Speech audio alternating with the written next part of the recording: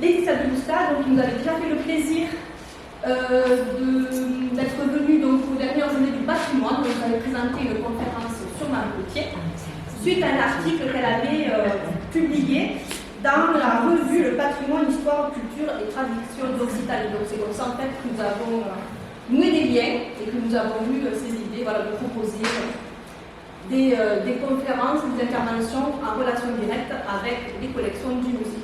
Donc je vais lui laisser le soin de se présenter à vous avant d'entrer dans le vif du sujet.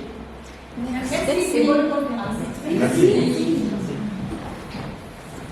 Merci Stéphanie pour cette présentation et merci à tous d'être venus nombreux pour l'ouverture du musée Petit. Je suis ravie et honorée d'avoir cet honneur d'ouvrir avec vous la saison du musée Petit. Donc aujourd'hui, on a quand même un peu parlé du musée de Marie-Gauthier et dans la mesure où effectivement on va parler des artistes femmes. Et on est ici dans une pièce où on est complètement enveloppé des œuvres de Marie-Gauthier. Donc bien entendu, nous ne ferons pas l'économie de parler un petit peu de l'art local et de cette artiste si chère à Limoux. Donc rapidement pour mettre un peu en contexte cette étude, est-ce que tout le monde m'entend? Ça va? C'est vrai?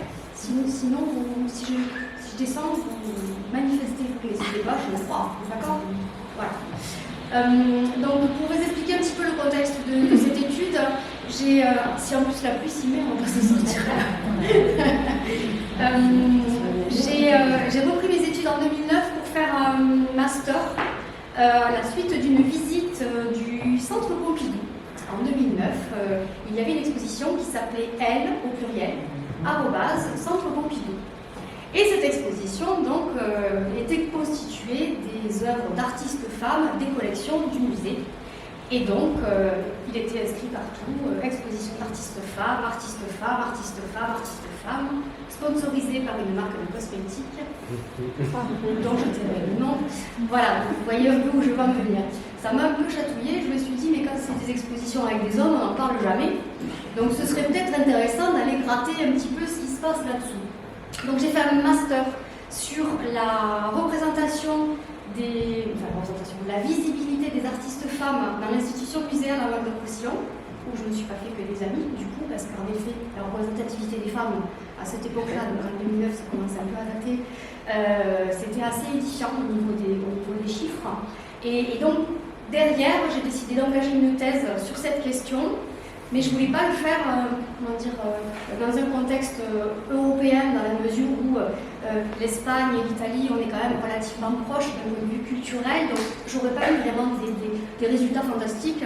Donc j'ai décidé de m'intéresser à un pays proche de la France, proche de notre culture, mais de l'autre côté de la Méditerranée. J'ai passé donc 3 ans à travailler sur les artistes femmes en Tunisie.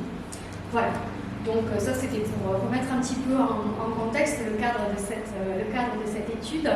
Et donc aujourd'hui, il va être question d'interroger la place des femmes dans l'histoire de l'art en partant d'un constat que j'ai fait moi-même à l'échelle du Languedoc-Roussillon sur la marginalité de la place des femmes dans l'histoire de l'art. Il existe beaucoup de monographies concernant des artistes hommes, mais peu de monographies concernent les artistes femmes. Ainsi, l'histoire de l'art est biaisée, subjective et partiale, puisque la large majorité des artistes sont des hommes. Donc, si évidemment on ne parle pas des femmes, les femmes sont absentes et pourtant elles participent à la création artistique à toutes les époques. Elles sont les grandes oubliées de l'histoire de l'art et lorsqu'elles arrivent à parvenir jusqu'à nous, lorsqu'on a en mémoire leur nom, ça veut dire qu'à un moment donné, elles se sont mises en danger en bravant l'interdit, en faisant des choses qu'elles n'avaient pas le droit de faire et en revendiquant là aussi au passage leurs droits.